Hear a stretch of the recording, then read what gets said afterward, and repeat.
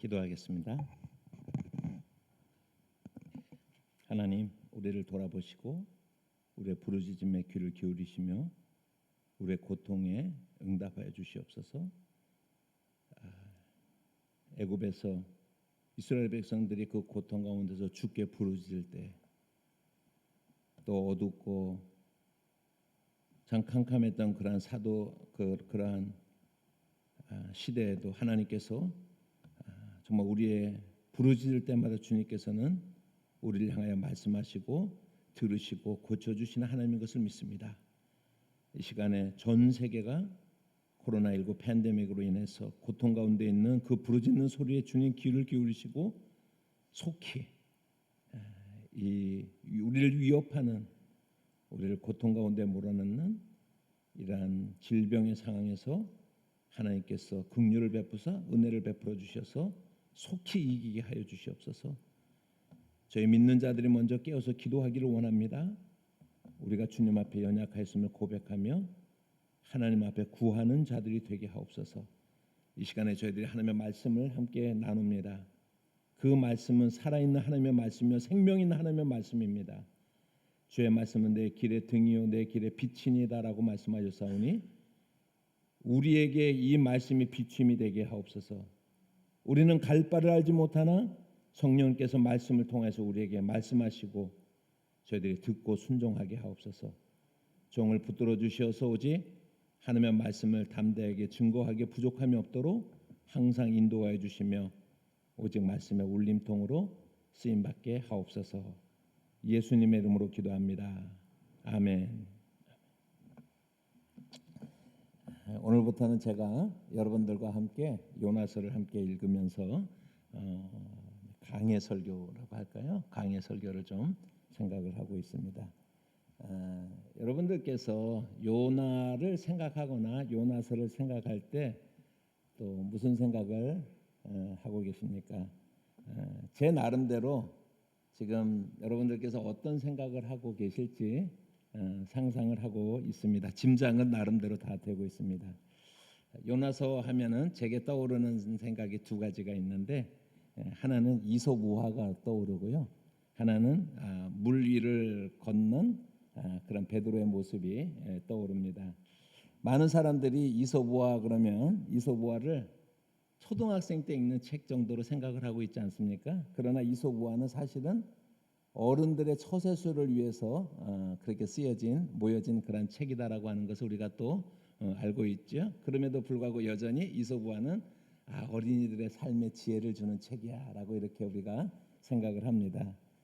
이솝우화에 나오는 나귀와 개구리라고 하는 그런 우화를 제가 소개를 하면, 나무를 지고 가던 나귀가 어느 날 다리를 건너다가 그만 늪을 지나다가 늪에 빠지게 됩니다. 그런데 늪 속에 있던 개구리가 나귀의 부르짖는, 막 이제 그 나귀가 늪에 빠져가지고 죽어가면서 부르짖는 소리를 듣고 이렇게 한마디 합니다. 겨우 잠깐 빠졌는데도 저렇게 울어대니, 개구리가 하는 말이에요. 겨우 잠깐 빠져놓고서도 저렇게 울어대니 우리처럼 이곳에서 오래 살게 되면 어떤 소리를 낼까 하는 게 이제 이솝우화의 내용입니다. 여러분, 이 이야기 자체는 간단하지만 사람들은 이 우화를 들으면서 이렇게 생각을 합니다. 더 열악한 환경에서도 잘 참고 견디는 사람들이 있는데, 조금만 불편한 것이 있어도 나약하게 불평하는 그런 종류의 사람이 있다라고 어떤 사람들은 같은 이야기를 읽고 그렇게 해석을 합니다.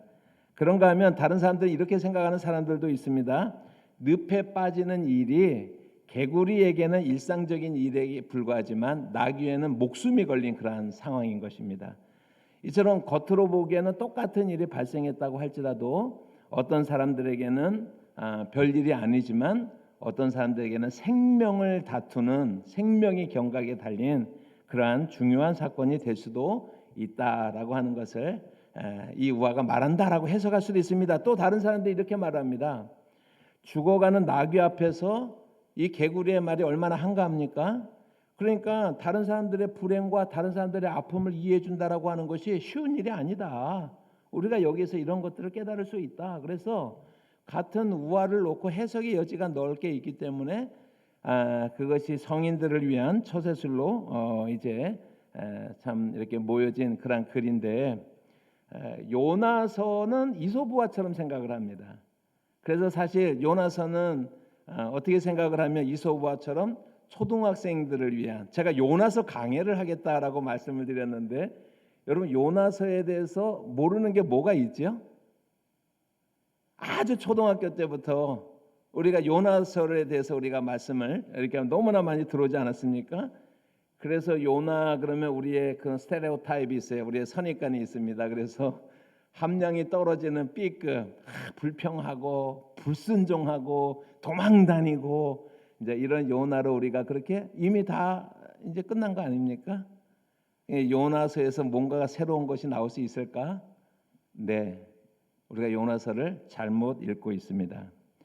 요즘은 보통 우리가 내러티브 설교라고 하는 그러한 설교가 이제 유행을 했습니다.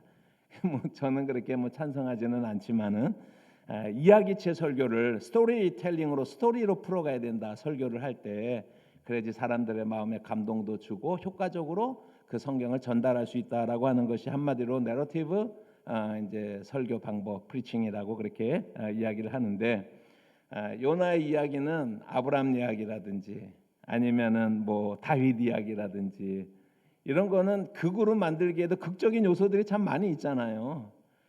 그래서 요나서도 그런 극적인 요소들이 많아서 내러티브로 풀기에 굉장히 좋은 성경입니다.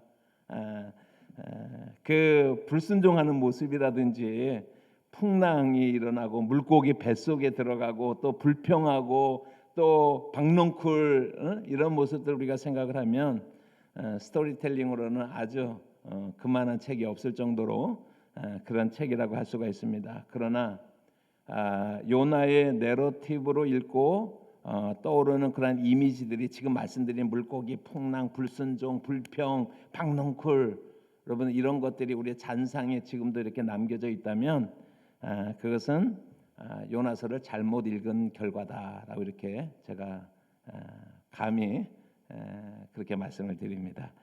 성경을 읽을 때 항상 생각해야 되는 것은 내러티브가 아니라 메타 내러티브를 이해하는 게 굉장히 중요합니다.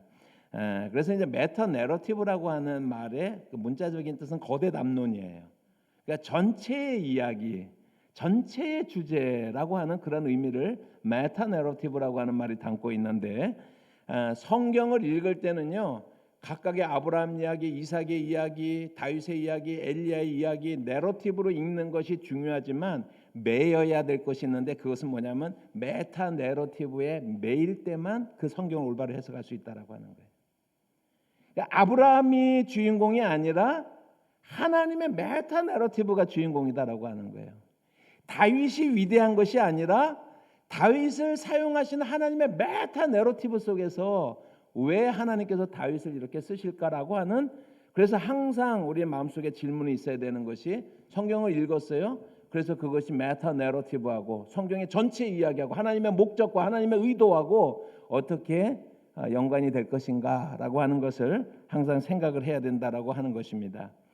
요나서를요 내러티브로 읽으면 아까 말한 이런 것들이 생각이 나지만 불순종, 풍랑, 무슨 물고기 이런 것들이 보이지만은 메타 내러티브로 읽으면 모든 민족을 향한 하나님의 구원의 계획이 나오는 거예요.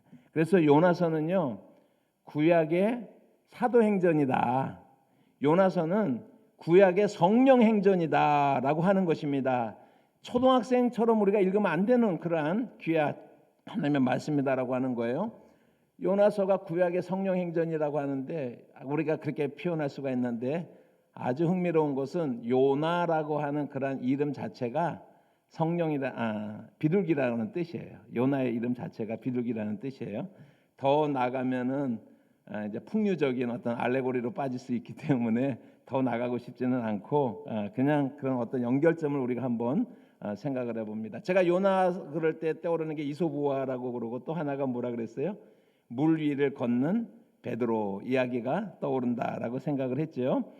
오늘은 이제 서론적인 그런 부분이기 때문에 제가 종합적으로 말씀을 드리는데 마태복음 14장 28절부터 33절까지 말씀을 읽어보시면 같이 한번 읽어보십니다. 베드로가 대답하여 이르되 주여 만일 주님이시거든 나를 명하사 물 위로 오라 하소서 하니 오라 하시니 베드로가 배에서 내려 물 위로 걸어서 예수께로 가되 바람을 보고 무서워 빠져가는지라 소리질러 이르되 주여 나를 구원하소서 하니 예수께서 즉시 손을 내밀어 그의 붙잡으시며 이르시되 믿음이 작은 자여 왜 의심하였느냐 하시고 배에 함께 오르며 바람이 그치는지라 배에 있는 사람들이 예수께 절하며 이르되 진실로 하나님의 아들이로소이다 하더라. 이렇게 말씀합니다. 예수님께서 제자들이 오병이어 사건 이후인데 그 다음날 새벽입니다. 풍랑과 싸우고 있는 제자들에게 그 바다 위를 걸어서 이렇게 오시는 모습 우리가 잘 알지 않습니까? 여러분 그 예수님이 오시는 모습을 보고 처음에 유령인가 겁냈지만 나중에 보니까 예수님인 것을 알게 됐을 때 베드로의 마음속에 소망이 생겼어요.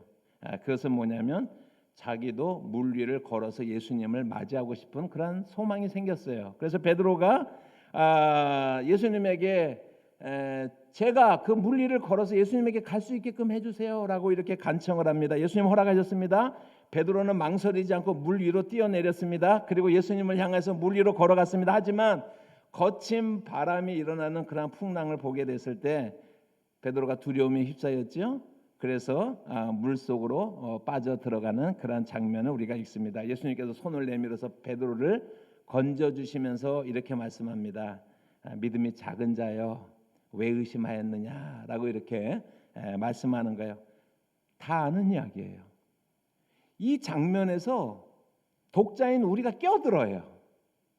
독자인 우리가 껴들어서 베드로의 믿음 없음을 공박합니다. 베드로를 조롱합니다. 베드로가 왜 실패했는지 아십니까? 풍랑을 바라봤기 때문에 실패한 것입니다. 예수님을 바라보고 가면 성공하는 건데 여러분 우리는 예수를 바라보고 나가야지 풍랑을 바라보고 나가면 안 됩니다. 풍랑을 바라보면 실패할 수밖에 없어요. 그것을 우리가 교훈 삼아서 우리는 끝까지 예수님을 바라보기를 실패하지 맙시다라고 이렇게 우리가 결론을 내립니다. 그런데 여러분, 여러분 잠깐 한번 생각해 보십시다. 베드로가 바다로 뛰어드는 순간에 제자들은 어디 있었죠? 다른 제자들은? 이 장면이 굉장히 중요한 장면이에요. 여러분 33절의 말씀에 보면 이렇게 말합니다. 배에 있는 사람들이라고 그렇게 말씀하겠어요. 33절 한번 다시 한번 보실까요? 33절에 배에 있는 사람들이라고 이렇게 이야기를 하고 있습니다. 여러분 그렇습니다. 그들은 배 안에 있었습니다. 당시의 배에는 예수님의 제자들이 다 그 배를 타고 있었습니다. 그들은 다 같이 바다 위로 걸어오시는 예수님을 보았습니다. 그런데 그 중에 단 한 사람도 베드로를 제외하고는 단 어떤 사람도 그 안전한 배에서 나와서 풍랑 위로 풍랑 있는 바다 위로 뛰어들 생각을 하지 않았어요. 여러분 오직 베드로만이 그런 생각을 했고 실제로 행동으로 옮겼습니다. 제가 한국 교회에 그리고 오늘 이 예배에 참석해서 말씀을 듣고 있는 여러분들에게 정말 도전하고 묻고 싶습니다. 혹시 우리가 안전하게 배 안에 머물러 있으면서 지금 풍랑 위에 뛰어드는 베드로를 향하여서 이것 때문에 잘못하고 너는 이게 틀렸어, 너는 이게 문제야, 너는 이거야 라고 그렇게 우리가 지적질하고 있지 않느냐라고 하는 거예요. 우리 자신은 그리스도를 위해서 아무런 희생도 하지 않고 아무런 모험을 감수할 준비도 되어 있지 않으면서 우리는 편안하게 배 안에서 이게 잘못됐어, 이게 문제야라고 우리가 말하고 있지 않느냐라고 하는 것입니다. 구경꾼처럼 살면서 실패한 베드로라고 정죄하고 조롱을 하는 거예요. 요나의 삶에 한 번도 들어가 보지 않아 놓고 불순종하는 요나, 불평하는 요나라고 우리가 너무나 쉽게 정죄하고 있다라고 하는 거예요. 거기에서 요나와 베드로가 만나는 지점이 있다라고 하는 것입니다. 배 안에서는 누구든지 이런저런 이야기를 할 수가 있습니다. 이렇게 저렇게 하라 코치할 수가 있습니다. 그러나 거친 바다에서는 다릅니다.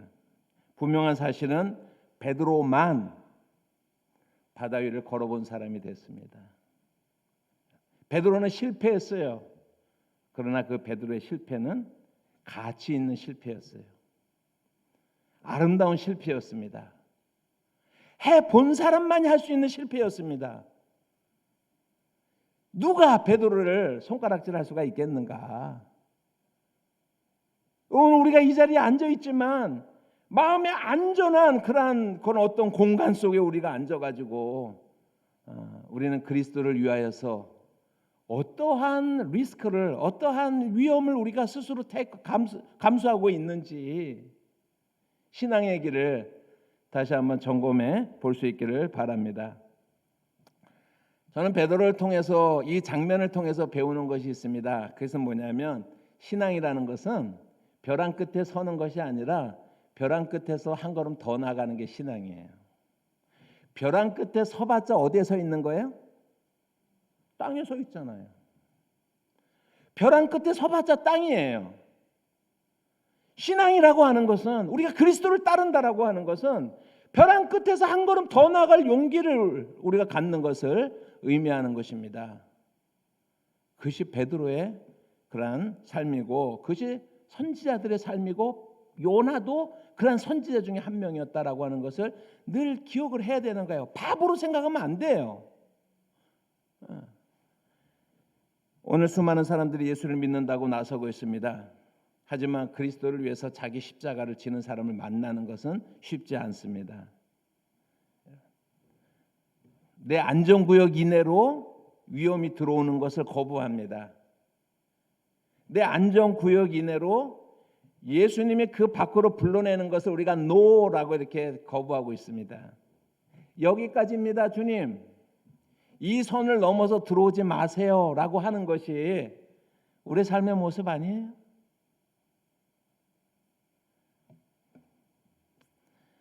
부캐넌이라고 하는 그런 아주 부캐넌이라고 하는 유명한 목사님이 있는데, 그런 그리스도인들이 처해 있는 상황을 얘기를 하면서 이렇게 얘기했습니다. Too safety. 우리 그리스도인들이 너무 안전해요. 너무 안전한 가운데 머물러 있어요.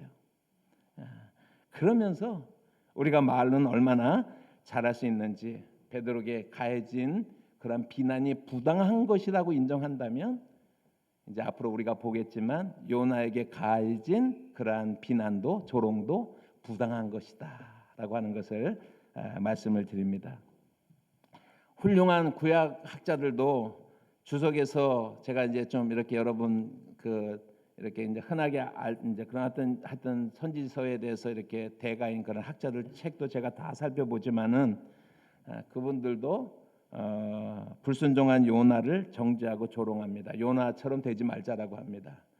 그리고 요나는 왜 그러면 하나님의 뜻을 거절했을까? 그랬을 때 요나는 편협한 민족주의자였기 때문이다라고 그렇게 결론을 내리는 것을 보자. 하나도 예외 없이 다 그렇게 결론을 내리는데, 저는 거기에 지금 아니다라고 그렇게 이야기를 하고 싶은 것입니다.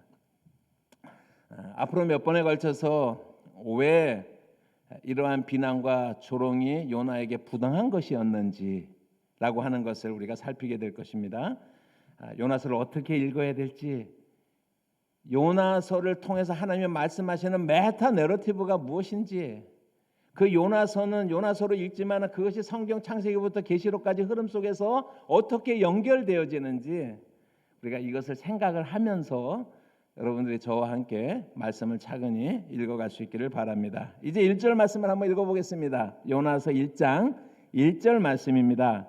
여호와의 말씀이 아미떼의 아들 요나에게 임하니라 이르시되라고 말합니다. 요나는 그 갈릴리 지역에, 예수님 당시로 치르면 갈릴리 지역인데 12지파로 하면 스불론 땅이라고 하는 거기에 지역에 가드 헤벨이라고 하는 곳에 출신해. 그러니까 갈릴리 사람이다라고 생각하시면 돼요. 그냥 우리 개념으로 선지자입니다. 많은 사람들이 요나서를 요나서에만 나오는 것으로 알고 있는데 그렇지는 않고요. 열왕기하 14장 25절 말씀을 보시면 같이 한번 읽어보실까요? 열왕기하 14장 25절 다 같이 읽어보십니다. 이스라엘 하나님 여호와께서 그 종 가드헤벨 아미떼의 아들 선지자 요나를 통하여 하신 말씀과 같이 여로보암이 이스라엘 영토를 회복하되 하맛 어귀에서부터 아라바 바다까지 하였으니라고 이렇게 말씀하고 있습니다. 이 말씀에 나타나는 그 요나의 예언 속에 나타나는 여로보암은 우리가 이제 북이스라엘을 만든 왕이 창건한 왕이 여로보암 1세잖아요. 그래서 그 사람하고 구분하기 위해서 여로보암 2세라고 얘기를 해요. 우리 북이스라엘은 북이스라엘에서 그래서 이스라엘 민족들에게 좀 살만한 뭐라 그럴까요? 좀 그들을 좀 강대하게 만든 그러한 부흥케 했었던 그러한 세속적인 의미에서 국민들을 좀 편안하게 하고 잘 살게 했던 왕은 두 사람이 있습니다. 한 사람은 놀랍게도 아합이에요. 아합. 그리고 두 번째는 여로보암 2세입니다. 아합은 성경에서 봤을 때 얼마나 하나님이 악한 왕이라고 말을 했어요. 그죠? 아합은요. 그런데 그냥 세속적인 왕의 입장에서 보면 아합 시절에 북이스라엘의 가장 강대한 나라였던 것이 사실이에요. 우리가 봐야 되는 건 뭐냐면, 여러분 어쩌면 놀랄지도 모르는데 봐야 되는 것이 뭐냐면, 하나님이 아합에게 기대하는 것은 뭐냐면 영적인 부분이었어요. 이스라엘을 죄로 이끌어가는 것이 아니라 북이스라엘을 하나님에게로 이끌어오는 그러한 왕이 되어야 되는데, 그래서 세상적으로는 유능하고 북이스라엘에 유례 없는 그러한 부흥을 가져다 준 그러한 왕이었음에도 불구하고 하나님께서는 그 아합 왕에게 있는 그 영적인 악한 동기들 때문에 그를 악한 왕이라고 심판을 하신 것입니다. 그리고 나면 여로보암 2세 때가 북이스라엘이 그래도 살만한 왕이었어요. 그 두 왕 빼놓고는 없어요. 북이스라엘에서는요. 여로보암 2세. 근데 여로보암 2세 때 하맛 어귀에서 아라바 바다까지 영토를 회복했다라고 그렇게 이야기를 하는데, 여로보암 2세가 실제로 그렇게 했거든요. 영토를 확장했거든요. 그런데 여로보암 2세가 영토를 확장한 것이 요나 선지자가 예언한 대로 성취된 것이다라고 성경에 말씀을 하고 있어요. 그러니까 요나가 B급 선지자가 아니다라고 하는 걸 보여주는 거예요. 요나가 예언한 대로 여로보암 2세가 하맛 어귀에서부터 아라바까지 지경을 넓히고 국토를 넓히고, 그리고 백성들을 좀 편안하게 살 수 있도록, 그리고 한 20-30년 이내에 아시리아에 대해서 멸망을 하거든요. 여로보암 2세 때도 여전히 아시리아는 강대한 그런 나라로서 호시탐탐 북이스라엘을 넘보고 있는 그러한 국제적인 정세 속에서 그나마 그래도 여로보암 2세 때는 평화로움을 유지를 했었다라고 이렇게 이야기합니다. 그런데 그것이 요나가 예언한 대로 그렇게 이루어졌다라고 성경에 말씀을 하고 있는 것입니다. 그래서 요나는 BC 8세기 정도의 사람이에요. BC 8세기 760년경 740년경, 그러니까 BC 722년에 북이스라엘이 멸망하거든요. 그러니까 북이스라엘 멸망하기 한 20년에서 40년쯤 전에 요나가 활동을 하면서 그런 예언의 활동을 했었던 선지자다라고 하는 거예요. 같이 활동했었던 사람이 같은 북이스라엘의 아모스, 호세아 이런 사람들이 같이 활동했었어요. 요나와 함께 다 북이스라엘을 위한 하나님의 선지자의 그런 그 사역을 감당하지 않았습니까? 선지자 그 요나에게 하나님이 말씀하십니다. 2절의 말씀입니다. 2절의 말씀 보시면 같이 읽어볼까요? 너는 일어나 저 큰 성읍 니느웨로 가서 그것을 쳐서 외치라. 그 악독이 내 앞에 상달하였음이니라 하시니라. 이렇게 말씀하고 있습니다. 니느웨라고 하는 것은, 느네바라고 하는 것은 티그리스 강변에 유프라테스 강이 있고 티그리스 강이 있죠. 티그리스 강변에 세워진 아시리아의 마지막 수도가 그 니느웨입니다. 니느웨라고 하는 것은 약간 이렇게 생겼는데요. 이게 2.4km 정도, 지금 그 성곽터를 다 발굴을 해보면 이게 이제 2.4km, 그리고 여기가 1.6km 정도 되고, 이 이제 길이가 한 5km 정도 되는, 그래서 거기에 사람이 사는 거 우리가 얼마든지 추산을 해볼 수 있는데 한 17만 명 정도의 사람이 살 수 있는 그러한 그 성터가 지금 발굴이 되어 있습니다. 그런데 요나서 제일 마지막 4장 제일 마지막에 보면 니느웨에 12만 명이 있다라고 그렇게 성경에 말하고 있지 않아요? 그러니까 역사적인 그 고고학적인 발굴과 그리고 성경이 어느 정도 부합하고 있는 것을 볼 수가 있어요. 맥시멈으로 살면 한 17만 명 살기가 가능한 그러한 도시가 니느웨라고 하는 그러한 도시입니다. 니느웨를 수도라고 하고 있는 그 아수르라고 하는 아시리아는 당시 중근동 지역의 패권자였죠.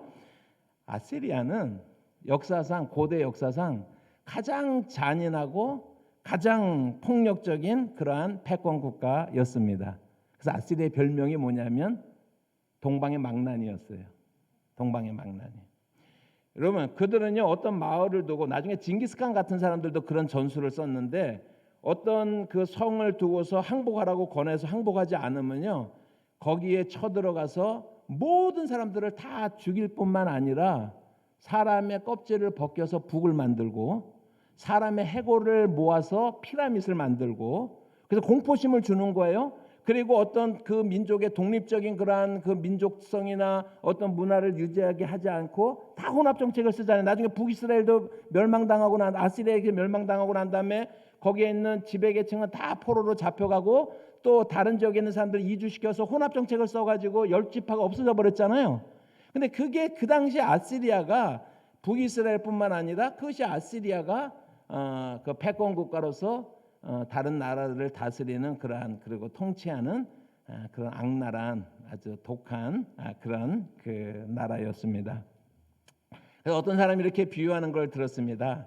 요나가 니느웨로 가서 회개하라라고 선포한다라고 하는 것은 2차 세계대전 때 유대인이 베를린에 가서 나는 유대인이다라고 말하는 거하고 똑같다라고 이렇게 이야기를 하는 분도 있어요. 그게 이제 아시리아라고 하는 나라에 대해서 우리가 좀 이해하기 위해서 제가 말씀을 드리는데, 그거는 동의할 수 있습니다. 사실은요. 근데 선지자가 위험하다고 안 하면 선지자입니까? 선지자가 이 말을 하면 왕이 싫어할 것 같아. 그럼 안 해. 그럼 선지자입니까? 성경에는 그런 사람들을 뭐라고 그랬어요? 거짓 선지자라고 얘기를 했잖아요. 그 위험 때문에 가지 않는 거 아니에요. 그러나 그런 위험이 있는 건 사실일 거예요. 그러나 선지자라면 능히 기꺼이 그것을 가는 것이 우리가 알고 있는 선지자들의 모습이 아니냐라고 하는 것입니다. 지금 하나님께서 선지자 요나를 이제 선택해서 그 성 니느웨로 가라. 그래서 그들에게 그 악독을 지적을 하고 그들에게 선포하라라고 이렇게 말씀을 하고 있습니다. 우리가 잘 아는 것처럼 그럼 하나님과 선지자의 관계라고 하는 것은 뭐냐면, 하나님은 보내시는 분이고 메시지를 가지고 보내시는 분이고, 선지자는 뭐예요? 보냄을 받은 자예요. 어떤 의미에서 보면은요, 신약 시대로는 어파슬이라고 하는 사도라고 하는 그것이 뭐예요? 사도라고 하는 뜻도 뭐예요? 보냄을 받은 자라고 하는 거예요. 우리 기독교에 있어서 굉장히 중요한 개념이 뭐냐면, 하나님은 보내시고 우리는 보냄을 받은 자다라고 하는 생각, 그 정체성, 이것이 우리 기독교인들에게 굉장히 중요한 정체성입니다.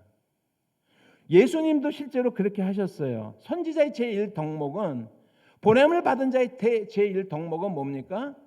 자기 안위와 자기의 어떤 평안을 구하는 것이 아니라 하나님이 말씀하신 것을 순종하고 그것을 따르는 것이 보냄을 받은 자의 제1덕목이라고 할 수가 있는 거예요. 여러분, 예수님을 우리가 한번 보면, 신약에서 보면은 예수님의 자의식이 뭐냐면, 나는 하나님으로부터 보냄을 받은 자다라고 하는 자의식이 있었어요.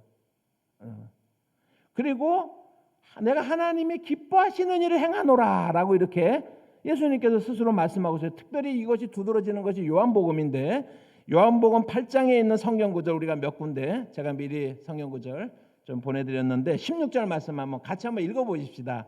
만일 내가 판단하여도 내 판단이 참되니 이는 내가 혼자 있는 것이 아니요 나를 보내신 이가 나와 함께 계심이라. 18절 말씀 보시면, 내가 나를 위하여 증거하는 자가 되고 나를 보내신 아버지도 나를 위하여 증거하시느니라. 여러분 같이 한번 읽어보세요. 26절 말씀입니다. 내가 너희에게 대하여 말하고 판단할 것이 많으나 나를 보내신 이가 참되심에 내가 그에게 들은 그것을 세상에 말하노라 하시되. 42절의 말씀을 보시면, 예수께서 이르시되 하나님이 너희 아버지였으면 너희가 나를 사랑하였으리니 이는 내가 하나님께로부터 나와서 왔습니다. 나는 스스로 온 것이 아니요 아버지께서 나를 보내신 것이니라 라고 이렇게 말씀을 하고 있습니다.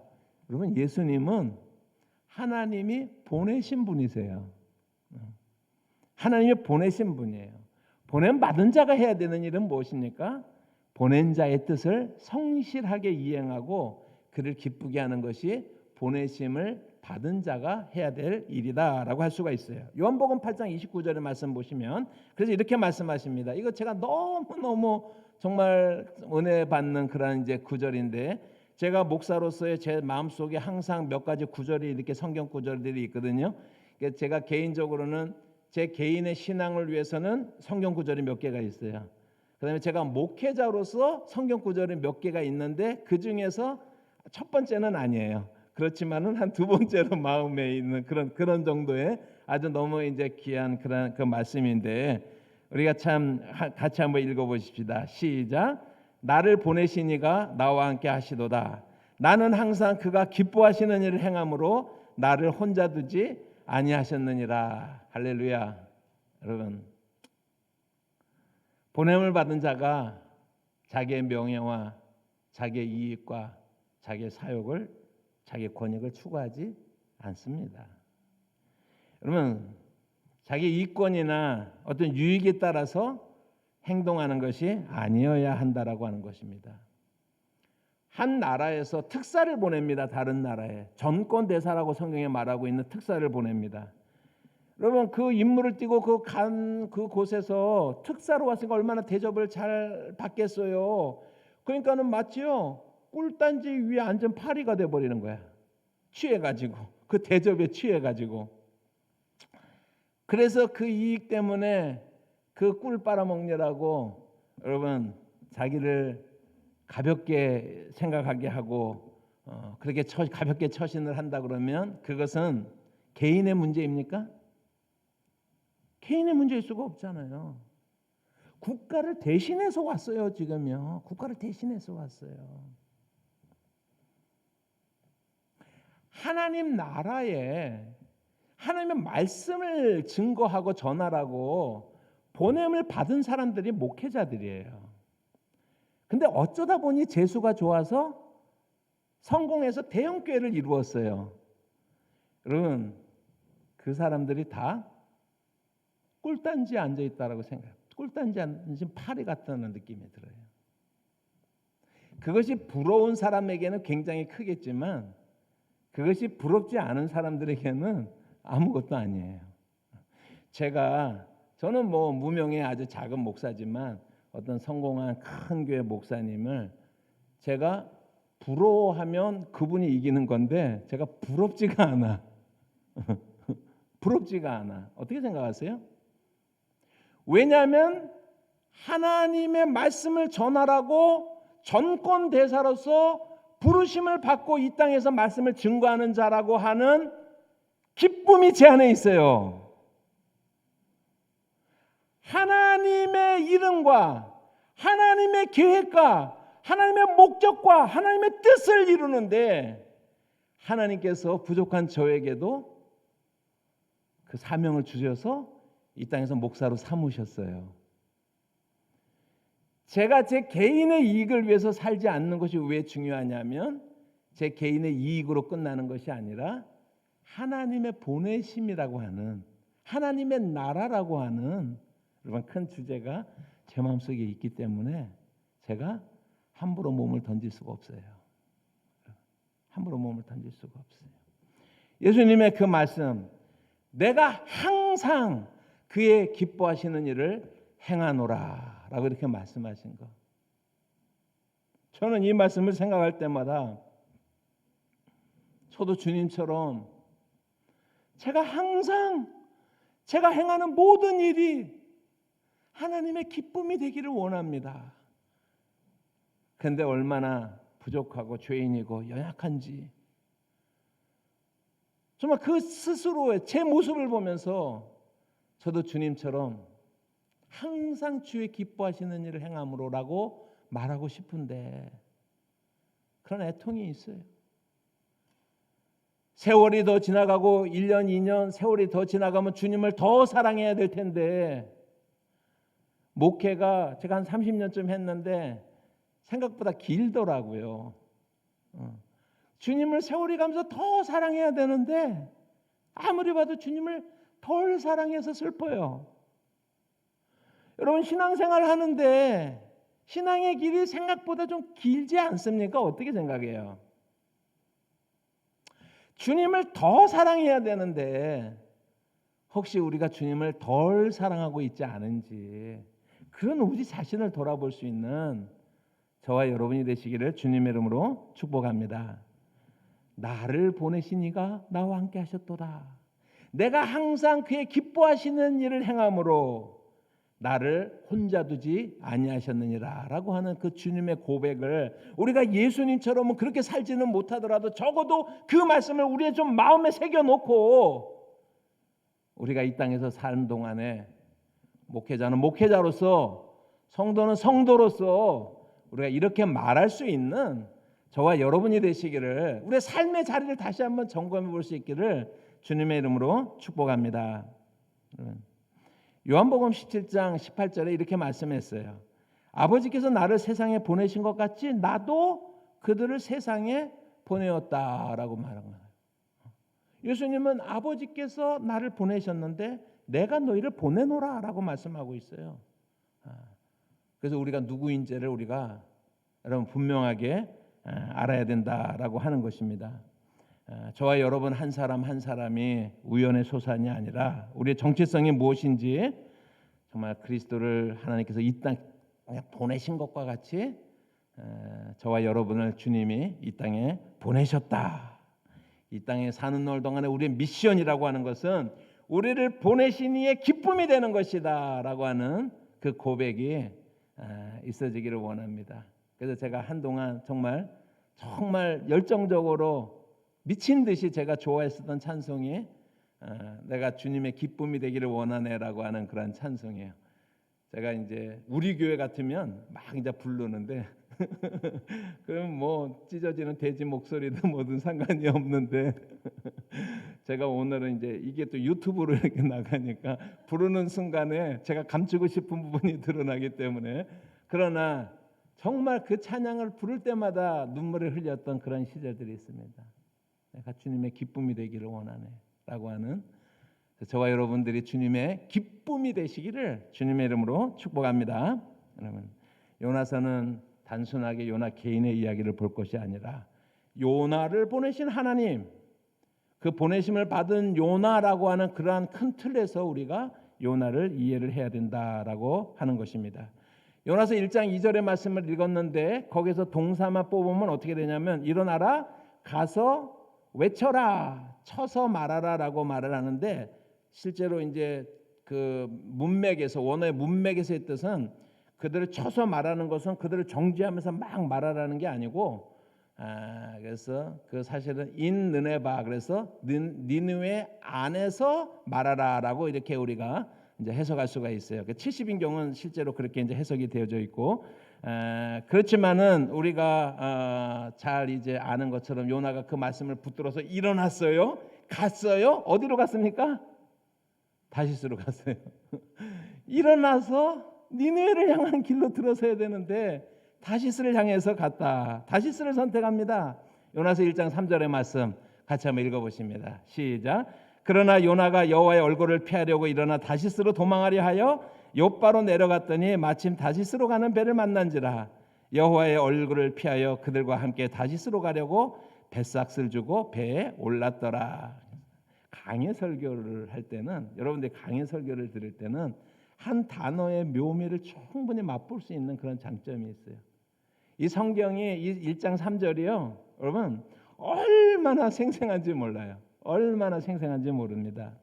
요나가 일어나 가서 외치라라고 하는 그 하나님의 말씀을 듣고서 일어났는데 요나는 순종하기 위해서 가는 길이 아니라 도망하기 위해서 다시스로 갔다라고 말하죠. 선지자가 하나님의 뜻을 아까 말했지만 선지자가 하나님의 뜻을 거역하고 도망한다라고 하는 것은 제대로 된 선지자라고 하면 이거는 처음 듣는 얘기예요. 처음 듣는 얘기예요. 예레미야서 잘 보세요, 여러분. 예레미야가 하나님 앞에 어떨 때는 자기의 신세를 한탄하기도 하지만 그리고 그것을 전할 때마다 뺨을 맞고 묶이고 갇히고 그 상황을 알지만 그래서 불평은 해요, 하나님 앞에. 그렇지만 예레미야는 하나님 말씀에 순종하지 않는 적이 없어요. 요나서도 마찬가지예요. 요나도 마찬가지라고 우리가 읽어야 된다라고 하는 것입니다. 그럼 왜 요나는 이렇게 전무후무한 일을 했을까? 그것을 이해하는 것이 요나서의 핵심이에요. 근데 결론을 지금 말하겠어요? 마지막쯤에 말하겠어요? 예, 뻔하잖아요. 마지막까지 끝까지 잘 들으신 분은 분명하게 제가 지금 이제 약을 좀 파는 거예요. 이렇게 끝까지 좀 들으시라고. 예, 그래서 많은 사람들이 요나를 극단적이고 편협한 민족주의자다라고 보는 것은 잘못된 것이다. 왜 잘못됐는지는 다음 주에 제가 오늘 여기 할 얘기가 너무 많기 때문에 왜 잘못됐는지는 다음 주에 제가 말씀을 드리겠습니다. 여기에 우리 계신 성도님들이 대부분 이렇게 이해할 수 있죠. 그죠? 여러분들도 아마 그렇게 생각하고 있을 거예요. 그렇게 들어왔었고 다른 걸 들어본 적이 없기 때문에 제가 오늘 여러분들과 주목하고 싶은 것은 왜 다시스로 가려고 했을까라고 하는 것입니다. 왜 다시스? 다시 본문으로 우리가 돌아가 보면 요나가 여호와의 낯을 피하기 위해서 다시스로 가기로 작정을 했다라고 얘기하는 것입니다. 시편의 72편 10절이라든지 이사야서 66장 19절 이거 나중에 다시 볼 거지만은 거기에 보면 다시스라고 하는 것이 상징하는 것이 뭐냐면요. 그 당시 지중해 세계관의 땅끝이에요. 이 상징성이 중요한 거예요. 그냥 우리 다시스로 갔지 이게 중요한 것이 아니라 다시스는 그 당시 세계관의 땅끝인데 여러분 지금 욥바는 여기에 있어요. 그러니까 서쪽 바다 저 지중해 건너 땅끝이에요. 땅끝. 이 그림이 주는 상징성을 여러분들이 좀 생각을 하셔야 된다라고 하는 것입니다. 그리고 오늘날 그 다시스가 스페인 남쪽의 타르시소스라고 하는 그런 곳일 가능성은 많지만 정확하지는 않고 아마 스페인 남부 지역 어디였을 것은 정확합니다. 여러분 지도를 한번 보시기를 바랍니다. 지도를 한번 보시면 저기 욥바 지금 출발했었던 거 그림이 보이시죠? 니느웨로 가라 그랬더니 어디로 가려고 하고 있습니까? 다시스로 가려고 하고 있는데 저 그림이 이제 찾아보니까 만족스럽지는 않아요. 만족스럽지는 않은데 왜냐하면 지난번에 제가 부활절 때 와서 설교할 때 지중해를 항해하는 모든 배들은 육지 가까이로 항해한다고 그랬죠. 저렇게 중앙을 뚫어서 항해할 수 있는 기술이 그 당시에는 없었어요. 지금도 지중해 그 광풍이 유명한데 그 당시에는 전혀 그건 상상할 수가 없는 일이기 때문에 좀 더 해변가로 이렇게 이제 이동을 해야 되는 그런 그림으로 생각을 하지만 이제 저를 한번 보십시다. 저 그림은 그냥 잠깐 두시고요. 제가 지금 욥바에 있습니다. 예루살렘이 욥바 그다음에 욥바로 내려갔죠. 욥바에 있습니다. 자 하나님이 여기로 가라 그랬더니 여기로 가라 그랬더니 요나가 어디로 가는 거예요? 저기로 도망가는 거예요. 저 끝으로. 이 그림을 볼 수가 있어야 된다라고 하는 것입니다. 하나님의 낯을 피하는 자의 삶이라고 하는 것은요.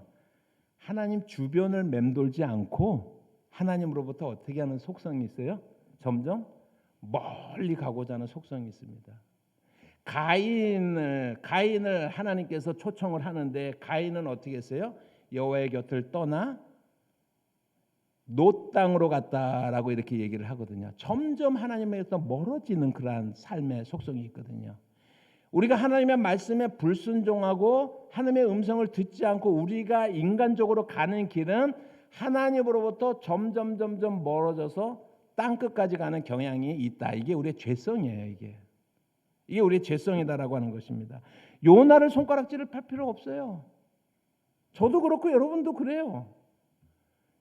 그러면 탕자의 비유를 여러분 보세요. 누가복음 15장에 탕자가 아버지를 쫄랐잖아요. 그죠? 그래서 나에게 줄 어떻게 해요? 그 유산을 미리 달라라고 그랬잖아요. 그죠? 그리고 15장을 보세요. 그 아들이 그 유산을 받아가지고 아버지 옆에서 집 지면서 재산을 불키면서 잘 살았더라. 그렇게 말합니까? 누가복음 15장에 보면 탕자가 아버지의 재산을 물려받아서 먼 나라로 갈세라고 얘기를 하고 있는 거예요. 여러분 하나님 안에 머무는 삶을 거부할 순간에 우리의 걸음이라고 하는 것은 필연적으로 먼 나라, 요나식으로 말하면 다시스가 주는 상징은 땅끝까지 하나님을 향해서 불순종해 가는 것이 우리의 모습이다라고 하는 거예요.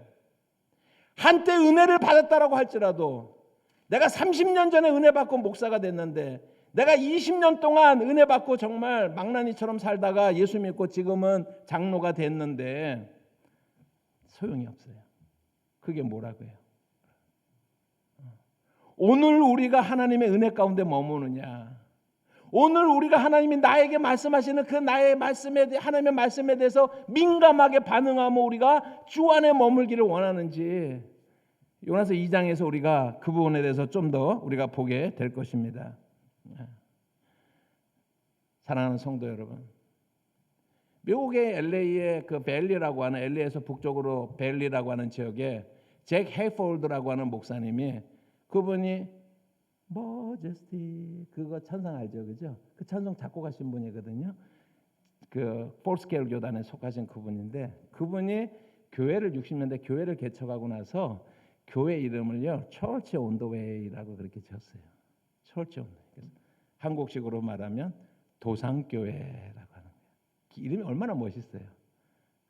우리는 지금 on the way, 우리는 신앙의 길에 있어서 주님을 향해서 나아가는 그 영원한 하나님의 나라를 향해서 나아가는 도상에 있는 존재들이다라고 하는 거예요. 도상에 있다라고 하는 것은 아직도 위험이 있다라고 하는 거예요. 그 자각이 있어야 되는 거예요. 옛날 은혜 받은 거 하나로 몇십 년 살면 안 되는 거예요. 매일에 하나님이 우리에게 주시는 도전과 자극과 그 말씀과 그 은혜 속에 머무는 삶이 우리가 되어야 되는 것입니다. 왜냐 우리 모든 인생들은 on the way, 우리가 영원한 하나님의 나라를 향한 도상에 있기 때문이다라고 하는 것입니다. 우리의 길이 어디에 있는지 주님이 내 마음속에 깊은 곳에서 말씀하시는 것은 니느웨로 가라라고 말하고 있는데 실제로 내 걸음은 내 의지로 내가 또 하나님을 피하기 위해서 그건 너무나 나에게 부담스럽습니다라고 하면서 우리가 지금 다시스로 가고 있지 않은지, 그 계획을 세울 때는 땅끝까지 도망가고자 하는, 하나님 부르심의 반대편에 땅끝까지 도망가고자 하는 그런 인생의 본생 앞에서 우리 자신을 돌아볼 수 있는 그러한 이 시간이 되기를 주님의 이름으로 축복합니다. 링컨 대통령이 이런 말을 했다고 합니다. 불행한 사람의 특징은 그것이 불행한 줄 알면서도 그쪽으로 간다는 데 있다. 우리가 죄악의 길을 따라서 다시스를 향해서 갈 때 이거 아닌데 우리 마음속에 울림이 있어요. 근데 불행한 사람은요 그 음성을 어떻게 하는 거예요? 들으면서도 그 길로 가는 거예요. 그 길로 가는 것입니다. 그 요나의 1장에 1절부터 지금 제가 한 4절까지 이렇게 봤을 때 요나의 삶을 극적으로 보여주는, 그가 하나님을 떠나서 불순종하는 세상 끝, 하나님을 피할 수 있을 것이라고 생각하고 세상 끝으로 피하려고 하는 그 순간에 요나의 영적인 상태를 보여주는 메타포라고 그러는데 그림 언어가 있어요. 이 그림 언어 단 하나만 딱 들으면 요나의 삶이 실제로 어떤 건가라고 하는 것을 보여주는 그런 그림이 있는데 그 단어가 뭐냐면 내려간다라고 하는 말이에요. 내려간다라고 하는 거예요. 욥바는요 3절에 보면은 욥바로 어떻게 했다 그랬어요? 내려갔다라고 얘기를 했어요. 내려갔다. He went down to Jopp라고 이렇게 얘기했어요. 5절의 말씀을 보면 요나가 배에 타잖아요. 배 타가지고 배 밑창으로 내려갔다라고 5절에 그렇게 말씀을 하고 있어요. Jonah had gone below deck. 내려갔다라고 말씀하고 있어요. 여러분 2장 6절에 보면 요나가 이렇게 말합니다. 내가 산의 뿌리까지 내려갔으며라고 이렇게 말하고 있습니다. To the roots of the mountain I sank down이라고 얘기를 하고 있어요. 요나는 다시스에 뭐하러 간 거예요? 죽으러 간 거예요? 살러 가는 거예요. 그런데 요나가 하나님으로부터 멀어지면 멀어질수록 욥바로 사실은 어떻게 가는 거예요? 내려갔다. 그 배 밑으로 내려갔다. 그러다가 풍랑이 일어서 배가 뒤집혀져서 던짐을 당해가지고 바다의 깊은 가운데로 내려갔다라고 말하는 거예요. 살라고 가는 길인데 하나님의 사랑을 입은 사람들에게는 하나님을 떠난다라고 하는 것이 자기는 살라고 가는 것인데 사실은 어떻게 가는 거예요? 죽으러 가는 것임을 이 단어가 보여주고 있는 거예요. 요나가 발버둥 치면 발버둥 칠수록 요나의 삶은 더 깊은 곳으로 내려가더라라고 하는 것입니다. 내리막길과 오르막길의 차이점은 뭔지 아세요? 내가 방향을 어디를 향하고 있느냐라고 하는 거예요. 내리막길에서 돌아서면 무슨 길이 돼요? 오르막길이 되잖아요. 살 길은요 하나님에게 있는 거예요. 돌아서면, 여러분 이미 너무 늦었어가 아니라 돌아서면 우리가 하나님의 말씀을 들어도 감동이 없고 자극이 없어요. 우리가 하나님을 향해서 돌아서면, 여러분, 그리고 그 하나님을 향해서 나아가기를 우리가 결단하고 나아가면 하나님 도우시는 것입니다. 하나님 도우시는 것입니다. 제가 중요한 얘기를 지금 이 오늘 성경에서 중요한 얘기를 우리가 한번 해보려고 그러는데, 지금 요나가 욥바로 내려갔더니요, 3절 말씀 한번 보세요. 욥바로 내려갔더니 3절 말씀. 네. 예, 4절이군요. 4절입니다. 4절 말씀을 보세요. 욥바로 내려갔더니 그렇게 되나요? 3절의 말씀이? 3절 말씀 한번 좀 다시 한번 볼까요? 그 앞부분만이군요. 네. 요나서 거기에 1장 3절 말씀을 보니까는요. 3절입니다. 그 말씀 저기 돼 있어요. 3절에 그러니까 욥바로 내려갔더니요. 거기 무슨 단어가 있어요? 마침 다시스로 가는 배를 만난지라라고 이렇게 말을 했어요. 여호와의 얼굴을 피하여 그들과 함께 다시스로 가려고 뱃삭을 주고 배에 올랐다. 이거 생생하지 않아요? 저는요, 저걸 생각할 때마다 뭘 생각하냐면 타이타닉에서 디카프리오가 누가 뭐 배를 탈까 그러다가 마지막에 이렇게 배에 딱 올라타잖아요. 그죠? 죽으러 가는지 모르고 뱃삭을 싹 내면서 디카프리오가 싹 웃으면서 올라가거든요. 저는 요나서에서 이 부분을 볼 때마다 딱 그 장면이 생각나는 거예요. 죽으러 가는지도 모르고. 그러면서 백삭을 내고 올랐더라 그러는 것입니다. 제가 질문이, 여러분 당시 항해술이 발달하지 않았다, 해안가로 다닌다라고 하는 얘기를 했었죠. 그죠? 더구나 다시스는 땅끝입니다. 그러면 2800년 전에 욥바에서 다시스로 내려가는 배가 1년에 몇 번 있을 것 같아요? 얼마나 정기적으로 있을 것 같아요? 그 당시 2800년 전에 욥바에서 다시스로 가는 게가 배표가 있나요? 이렇게 자 5월 17일 오후 3시 출발, 그 다음에 6월 5일 뭐 몇 시 이런 게 있어요, 없어요? 여러분 그런 게 다 준비됐어도 바람이 적당히 불어야 되는 거예요. 그래야지 출발할 수 있는 거예요. 땅 끝까지 가는 배예요 지금요. 그런데 그러니까는 요나가 하나님 품을 떠나서 다시스로 가는 의도를 가졌어도 뭔가 도와줘야 돼. 환경이 가고 싶다고 가지는 곳이 아니에요. 그래서 욥바로 내려갔더니 마침 다시스로 향하는 배가 있어. 그런데 한국말 성경보다도요 조금 그 영어 성경이 이 부분이 생생해요. 제가 한번 읽어드릴게요.